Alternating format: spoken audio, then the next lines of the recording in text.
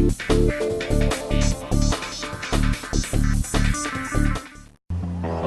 presta atenção.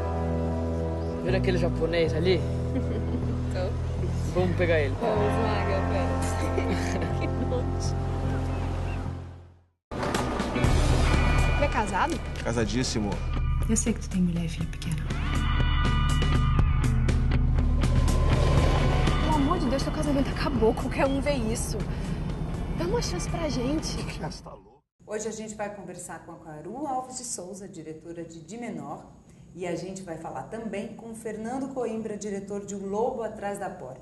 Eles são dois jovens diretores, estão com os 2 filmes de estreias na mostra e vão conversar um pouquinho com a gente sobre isso, sobre como é estar na programação da mostra, que começa esse fim de semana, e como foi vencer o Festival do Rio juntos. Deu empate, os 2 foram vencedores. O Merten vai conversar com eles também, Luiz Carlos Merten, nosso crítico, e vai abrir as perguntas aí, Merten. Bom, uma pergunta que na realidade para mim é óbvia. Eu gostaria que um dos 2 tivesse ganhado, mesmo que o outro fosse estar meio triste agora. Me diga uma coisa, como é realmente dividir um prêmio grande num festival assim, sabe? É importante, mas gostariam de ter ganhado individualmente os 2? Então, acho que a gente comemora igual, né? Meio que você estava falando, a gente não está comemorando, acho que nenhum dos 2 comemora meio prêmio, os 2 comemoram o prêmio. Nem vão botar no cartaz, ganhamos meio Redentor. Então, na verdade mesmo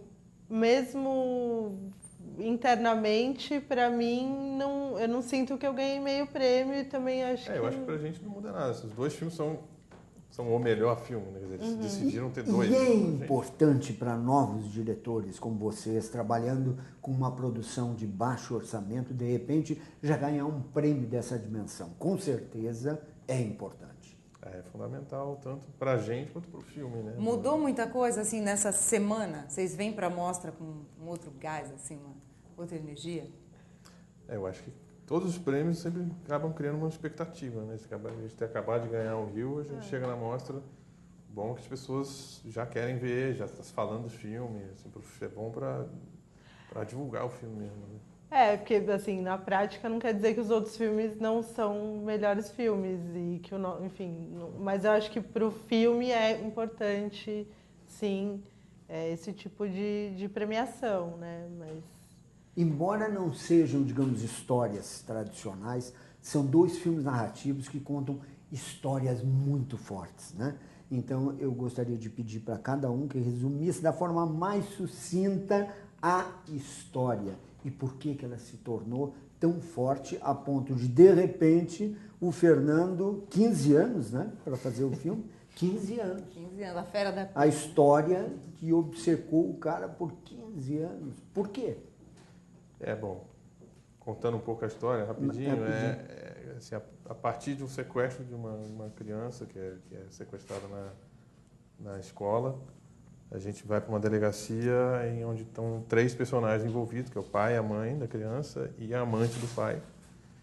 E através do depoimento, principalmente do pai e dessa amante, a gente vai tentar entender o que aconteceu com a criança e o que é essa relação que esses 2 desenvolveram, né? E a amante é a principal suspeita desse sequestro. Essa história me obcecou porque ela é baseada numa história real que aconteceu nos anos 60 no Rio. E isso foram 15 anos, na verdade, mas não 15 anos tentando fazer o filme, né? 15 anos que eu tive contato com a história, comecei a pesquisar, comecei a me aprofundar e fui ali aos poucos desenvolvendo esse roteiro.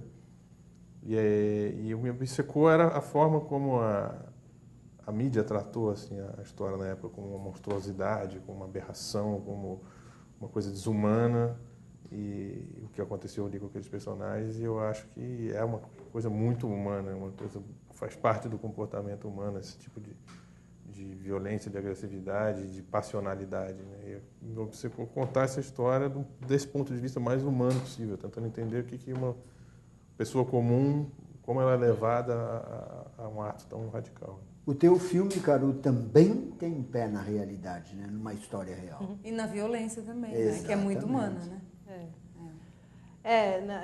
O De Menor, ele surgiu das histórias que minha prima, Micaela, contava. Ela foi advogada de defesa, né, no Fórum de Santos, e ela me contava informalmente, né? Ela nunca imaginou que isso viraria um filme. E aí, a partir desses relatos, e na verdade, a partir da maneira como ela se envolvia na vida dos meninos que ela defendia, eu quis contar a história da menor e exatamente sob o ponto de vista dela. Que, enfim, é um pouco... Eu achava que era um ponto de vista pouco explorado, né? O ponto de vista não do jovem que comete o delito, mas sim da pessoa que está do outro lado, que cuida, que defende, enfim, o adulto, né? No caso é uma jovem adulta, mas ela está num papel de adulta.